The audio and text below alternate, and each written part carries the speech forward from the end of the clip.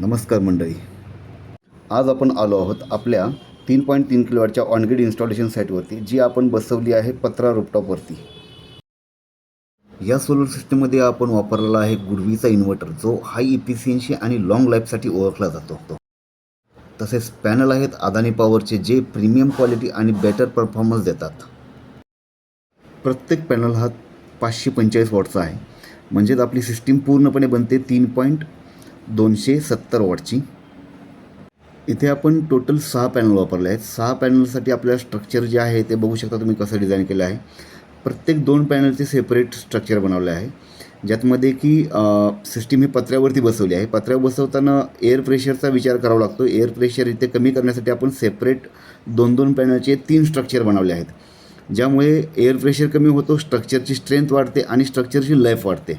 आणि बघू शकता तुम्ही की इथे आपण स्ट्रक्चर कशाप्रकारे डिझाईन केले. पूर्णपणे पत्रा कट करून त्याच्यामध्ये आपण पाईप वेल्ड केलेले आहेत. वेल्ड केल्यानंतर त्याला पूर्ण सिलिंग केलेलं आहे. सिलिंग करून मग स्ट्रक्चर पूर्णपणे डिझाईन झालेलं आहे. आता इथून पुढे पार्ट येतो तुमच्या वायरिंगचा.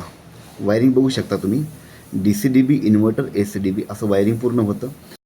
पुढील प्रोटेक्शनसाठी आपण MCB वापरला आहे, जो तुमच्या वायरिंगला प्रोटेक्ट करतो. पुढील भाग येतो तो मीटरिंगचा. जनरेशन मीटर आणि नेट मीटर. जनरेशन मीटरमध्ये आपले सोलरचे युनिट मोजले जातात, तसेच नेट मीटरमध्ये आपले इम्पोर्ट आणि एक्सपोर्ट युनिट मोजले जातात. इथेच आपण लोड साईडला RCCB जोडतो, जो तुमच्या घराला अर्थ लिकेज आणि शॉर्ट सर्किटपासून वाचवतो. तर मंडळी, कसं काय वाटलं आमचं इन्स्टॉलेशन, नक्कीच कमेंट करून कळवा. आणि आमच्या चॅनलला लाईक करा, सबस्क्राईब करा आणि शेअर करा.